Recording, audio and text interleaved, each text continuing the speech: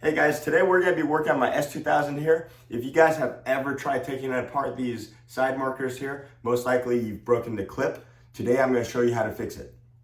The first thing I want to mention on this project is that you're going to need a 3D printer. What we're going to do is essentially we're going to replace that spring clip that's right here with what's broken right here. So typically the spring clip right here gets broken whenever you take it out the second time. After mounting it to your vehicle, it gets brittle over time. So what we're going to do is we're going to use some snips. We're going to cut the remaining part off. We're going to print out a piece and then glue it back on. Before we glue it back on, we're going to use some isopropyl alcohol with a clean paper towel and then use some glue on here. I use Aron Alpha AA577 type 232. The reason why I chose this glue, typically you can just use a different super glue and it'll work, is because this one here glues ABS and polycarbonate together.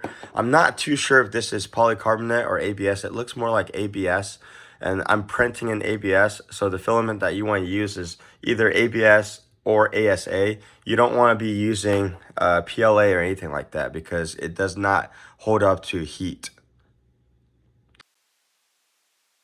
So what you want to do from here is after you downloaded the file, you want to open up your 3D printer software, and then you want to lay the actual part itself on the side. The reason why you want to do this is because you want to make sure that it's laying on top of each other in a vertical or a horizontal fashion here, so that it's not easy to break.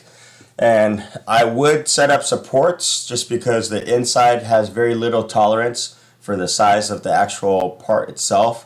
And then depending on your filament that you use, again, I would use ABS or ASA. You have to account for the shrinkage. On my Bamboo P1S, there was no shrinkage, and I'm using their filament, so it's been okay for me, but just keep in mind to account for that. And then once it's finished printing, what you want to do is you just want to grab it and take it out and then clean everything off. Once everything has been cleaned off, the support's been taken off, this is what your part should look like. And then what you're trying to do here is you want to take this apart, and then this is just going to sit below it. So where you have to really cut it off is probably right here where it turns. So I just usually take off about that much. And so I'll just use my snips and I'll trim it right here. And the reason why I like to use these snips instead of dikes is that it gives you a cleaner cut once you're done with it. And so once you're done, this is what it will look like. And then so before I do anything, I like to test fit it. And so this is just going to go on like this. And you see how it sits on the bottom correctly here. And so that means that we can glue it down. And it's pretty hard to take off already. So then before you glue it down, give it some isopropyl alcohol. That way you can clean off any dirt that's been on there.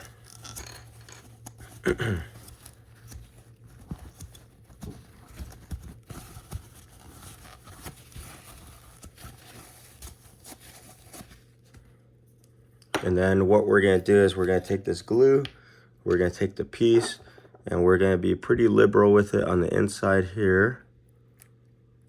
And I like to put it on the side as well, so that it has more walls to stick on.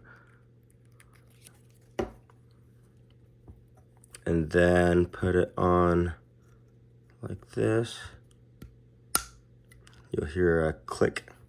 And then I just let it dry this way so that the glue doesn't just flow down. And I typically leave it on for about 2 hours before I install it. That way it has a ample amount of time to cure, and then it won't fly off on you. So with it done, this is what it should look like. I know I did the orange one, but this was the one that I repaired off screen. And what we're gonna do is we're going to install this.